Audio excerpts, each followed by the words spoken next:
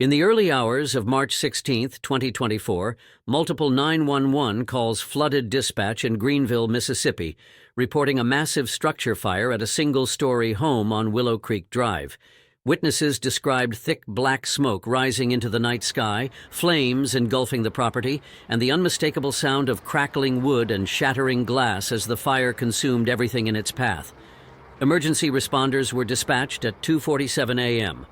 By the time firefighters arrived on the scene, the home was already fully ablaze, the fire raging out of control.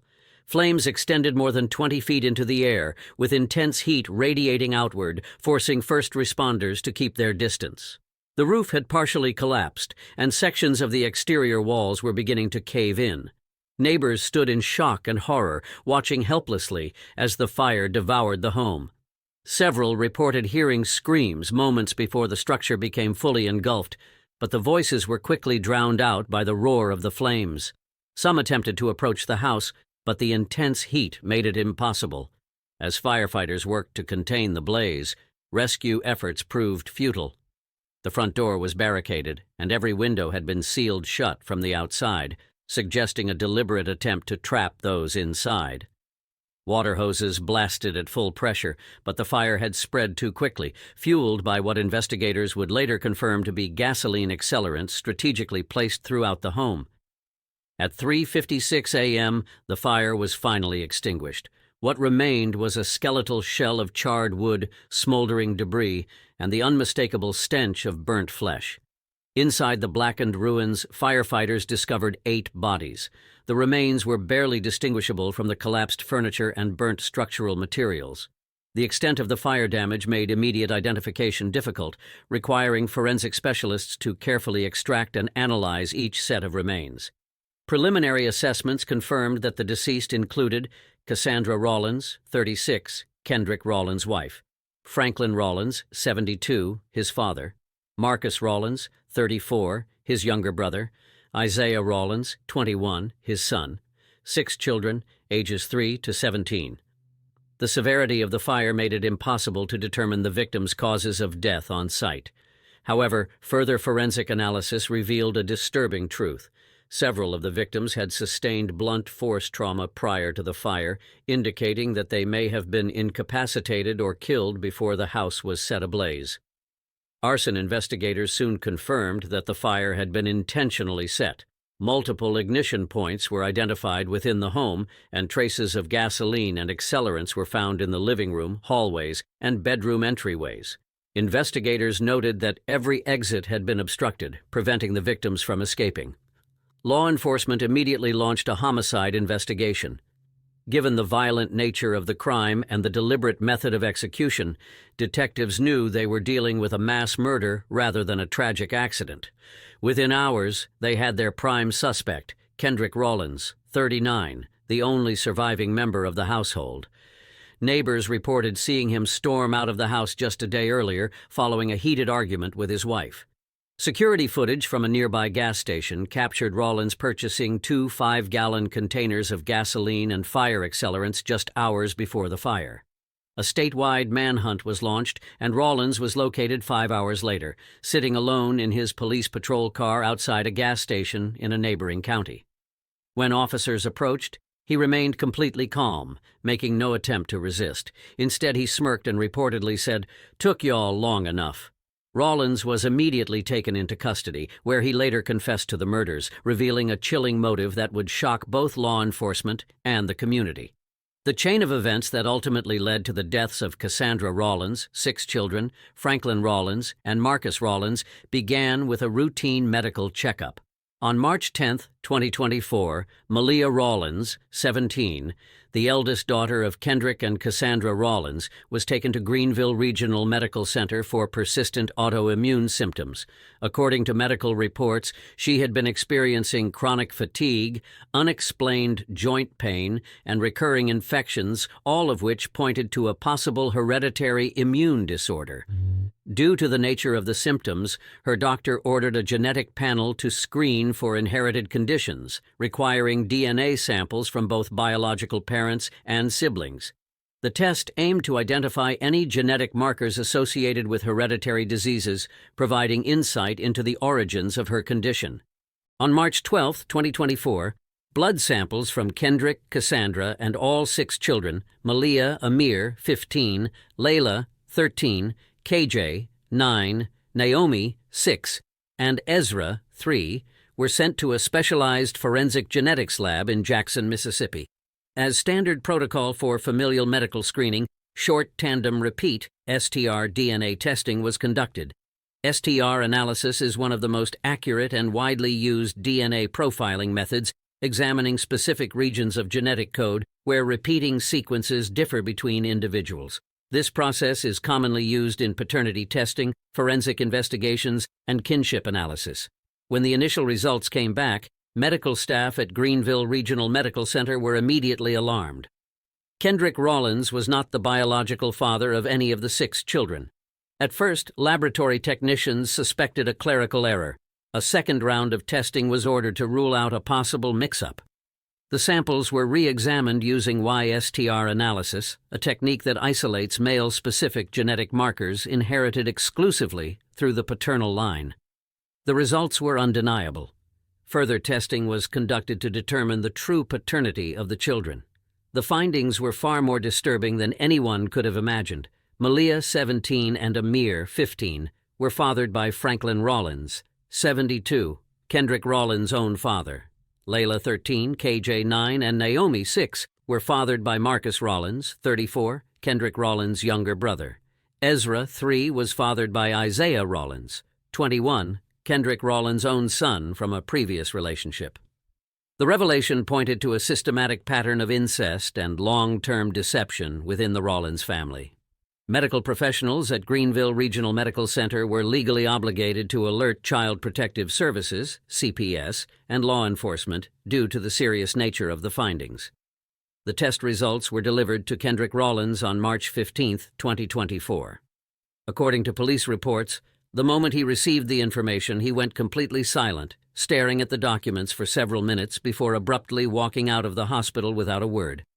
That night, neighbors reported hearing shouting, glass breaking, and what sounded like a violent altercation inside the Rollins home. Within 24 hours, the entire family would be dead. On March 15, 2024, at approximately 5:30 p.m., Kendrick Rollins received the official DNA test results confirming what no man could ever prepare for.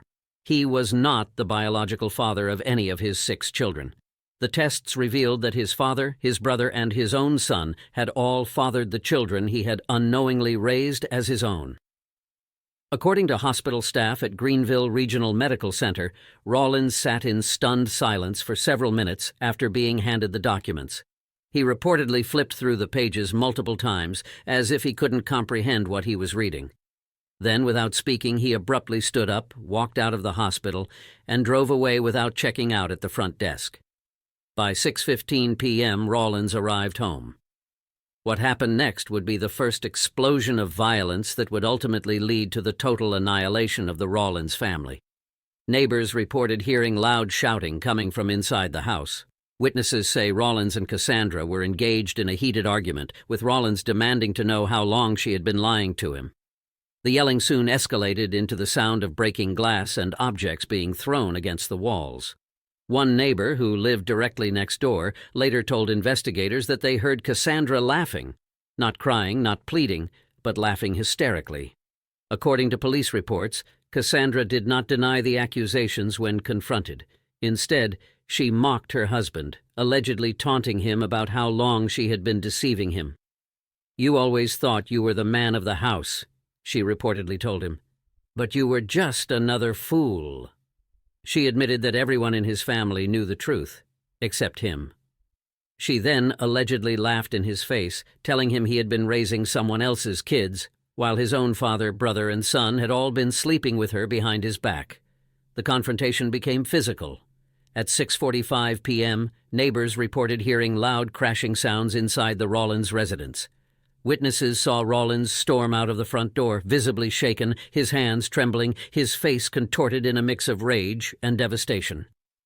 One witness recalled seeing Rollins stop on the porch staring into the night sky, muttering to himself before getting into his police cruiser and speeding off. Surveillance footage from a local gas station at 7:10 p.m. captured Rollins purchasing 2 5-gallon containers of gasoline, fire accelerants, and a box of matches. He paid in cash and left without saying a word. By 2:47 a.m., the house would be nothing but ashes. Law enforcement immediately identified Kendrick Rollins as the primary suspect. With his entire family dead, the home reduced to ash, and surveillance footage placing him at the scene hours before the fire, there was no doubt about who was responsible. A statewide manhunt was launched. Every law enforcement agency in Mississippi was put on alert. Officers scoured highways, gas stations, motels, and transit hubs, believing Rollins would either attempt to flee the state or end his own life before he could be captured. But he never ran. 5 hours later, at 7:32 a.m., Rollins was found sitting alone in his patrol car, parked outside a rundown gas station in a neighboring county less than 50 miles from the crime scene. He wasn't hiding, he wasn't panicked, he wasn't even trying to escape. When officers approached the vehicle with their weapons drawn, Rollins remained completely still. His hands rested on the steering wheel, his uniform still neatly pressed, his face eerily calm, as if he had just finished his shift and was waiting for orders. When an officer opened the door and ordered him to step out, he looked up, smirked, and simply said, "Took y'all long enough." There was no struggle, no resistance, no remorse. He allowed them to cuff him, to read him his rights, to place him in the back of the squad car as if this was just another routine arrest. But what he revealed in interrogation would leave even hardened detectives speechless. Rollins confessed immediately. There was no hesitation, no bargaining, no attempts to deny what he had done.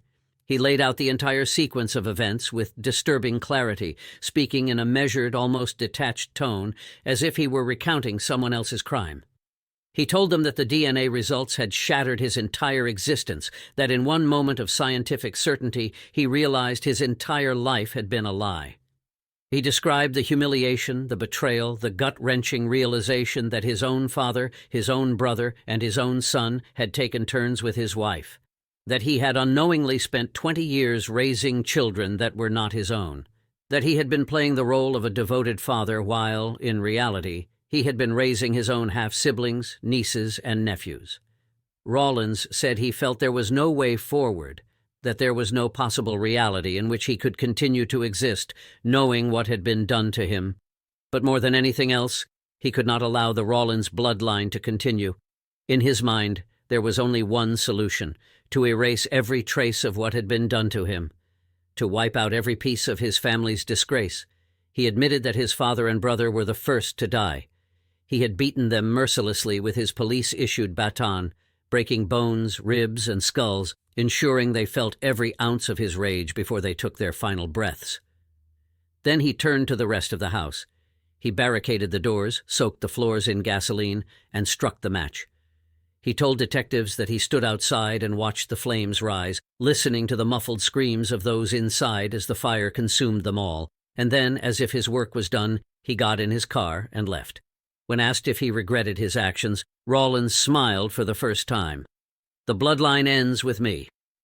Kendrick Rollins now faces one of the most disturbing criminal cases in Mississippi's history. Prosecutors have formally charged him with 8 counts of first-degree murder, one for each victim killed in the fire. Given the premeditated nature of the crime, the calculated planning, and the deliberate effort to ensure no one survived, the charges carry the possibility of the death penalty. He has also been charged with arson, as investigators confirmed that multiple ignition points were found throughout the home, with clear evidence of gasoline accelerants used to ensure the fire spread rapidly. Additionally, Rollins faces charges of obstruction of justice, as law enforcement determined that he attempted to conceal prior violence against his father and brother before setting the home ablaze. One of the most chilling charges is abuse of a corpse. Autopsy reports confirmed that some of the victims were already dead before the fire began, supporting the theory that Rollins incapacitated or killed them before igniting the house. If convicted, he faces either the death penalty or life in prison without the possibility of parole. As authorities prepare for trial, the investigation into the Rollins family's dark history continues. Detectives are working to determine how long the pattern of incest had been occurring, whether Cassandra Rawlins was a willing participant or a victim herself, and whether additional family members or outside individuals were aware of or complicit in the abuse. One of the most disturbing elements of the case is the possibility of posthumous sexual abuse charges against Franklin Rawlins, Marcus Rawlins, and Isaiah Rawlins, though all three are now deceased. Investigators are now examining decades' worth of medical records, family documents, and forensic evidence to uncover the full scope of what happened inside the Rawlins household. Law enforcement officials have described this case as one of the most complex and unsettling instances of familial violence ever documented, exposing generational patterns of abuse, deception, and unspeakable betrayal. As the trial approaches, Greenville, Mississippi, remains in shock, grappling with the horrific reality of a crime so deeply rooted in family ties that it defies comprehension. Greenville, Mississippi, remains in a state of shock as the full details of the Rawlins case continue to unfold. A town once known for its quiet, close-knit community has now become the center of one of the most disturbing family murders in recent history. Residents are struggling to comprehend how something so grotesque, so twisted, could have been happening right in their midst. Many describe Kendrick Rawlins as a man who was respected, stable, and seemingly normal, which has only deepened the town's confusion. Neighbors who had known the Rawlins family for years are left questioning how Kendrick never knew the truth about his own children. Some recall subtle tensions within the family, whispered arguments, long absences, Cassandra's unusually close relationship with certain male relatives, but no one could have imagined the extent of the deception. Some members of the community have expressed sympathy for Rawlins, believing that no man could have endured the level of betrayal he suffered without snapping. They argue that his actions, while brutal, were the result of an unimaginable psychological break. A man pushed beyond his limits by a secret that destroyed everything he thought was real. Others see him as no better than the family he murdered. Despite the shocking truth of the DNA results, some residents believe that nothing could ever justify the deliberate, calculated massacre of 8 people, including 6 innocent children.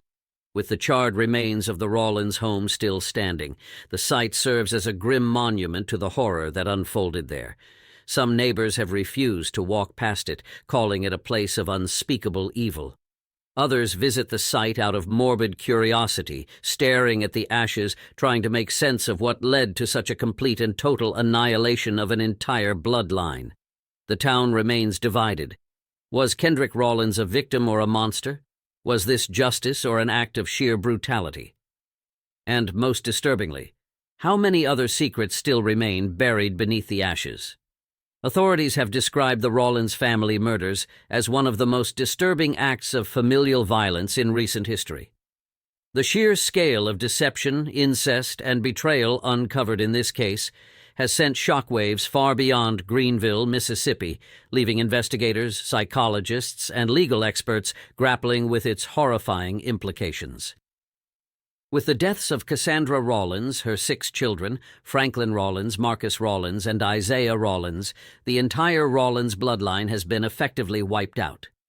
A generational lineage erased in one night of calculated fury, the result of secrets too monstrous to remain hidden.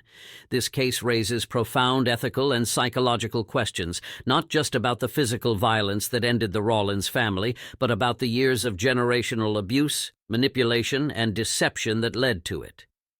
How does a family exist in such secrecy, operating under a web of incest and coercion, without detection for so many years? What psychological toll does a revelation like this take on a man who has unknowingly lived a life built on lies? And at what point does human sanity fracture beyond repair? Kendrick Rawlins is set to stand trial for 8 counts of first-degree murder, arson, obstruction of justice, and abuse of a corpse. Prosecutors have announced they will seek the death penalty. Despite the gravity of the charges, Rawlins has shown no remorse. He remains calm, collected, and eerily indifferent to the fate that awaits him. Witnesses in the courtroom have described his stone-faced demeanor as if he believes his actions were not a crime, but a necessity. As the trial begins, the world watches. What would you have done if you discovered a betrayal like this? Subscribe for more shocking true crime stories.